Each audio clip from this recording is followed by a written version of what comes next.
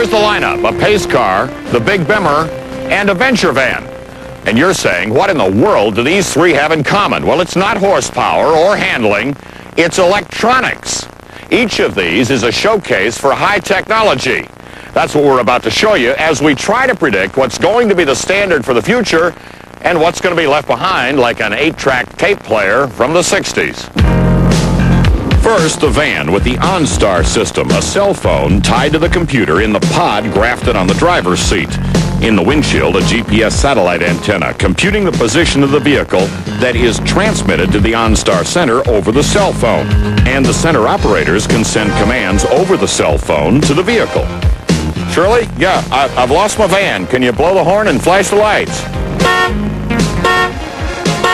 Just the ticket if you get parking lot confusion, and Shirley can also unlock the doors if you leave the keys inside.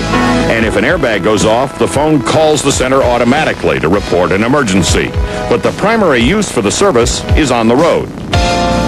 Amira, first of all, where am I, and where can we get a hotel room? I'm kind of tired. Okay. I have you heading northbound on Interstate 65 in Franklin, Tennessee, and I do have a Holiday Inn located at exit 74, and that's going to be on Old Hickory Boulevard. Okay, exit 74. OnStar service costs about $25 a month, plus you need cell phone service for the special phone, and when you need help with directions, you'll likely be roaming at $1 a minute. This ain't cheap. BMW has a different way of using the GPS satellites. There's no operator to call for help. Instead, you get onboard information from a CD-ROM drive, either as maps to drive by or as a polite but firm voice telling you how to get where you're going. If possible, make a U-turn. But if you can follow a map or listen and follow directions, the navigation system will get you where you want to go. Turn left. And then the ultrasonic sensors in the bumpers will help you park. Little transmitters that tell you how close you are to an obstruction so you can park by beep. Or more importantly, be warned of people or pets before you move the car. Now, the GM Showcase. There is so much in the Corvette that's being managed by computer that the brain of this car will make a Pentium PC feel inferior. And we think a lot of what's going on is going to stick, starting with the tires. There is no spare in the new Corvette. Instead, it wears Goodyear run-flat tires with second-generation sensors at the base of each valve stem. They're battery-powered and transmit the pressure of each tire to the computer. And they sound the alarm if one goes flat, because you probably won't notice. But you've now got 50 miles to get the tire repaired. So the spare tire is about to be as out of date as the buggy whip. But that's just the beginning. It's up in front where the computer really gets down to business.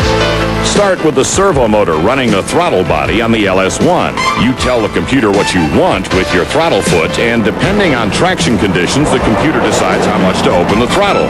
With the system, traction control and cruise control need no mechanical parts.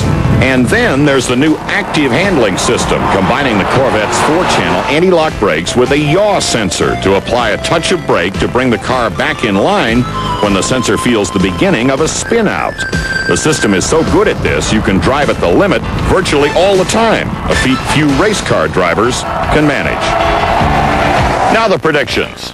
OnStar is going to have a technology crisis shortly. Most people now carry their phones, so having another cell bill for the car is a potential problem, especially as these switch to digital. The bumper sensors in the BMW will probably evolve to do more, like disengage cruise if you're getting too close to the car ahead. There's more these can do in the future. And GPS navigation systems are already available in the aftermarket. And then the Vette. No question the spare tire is dead.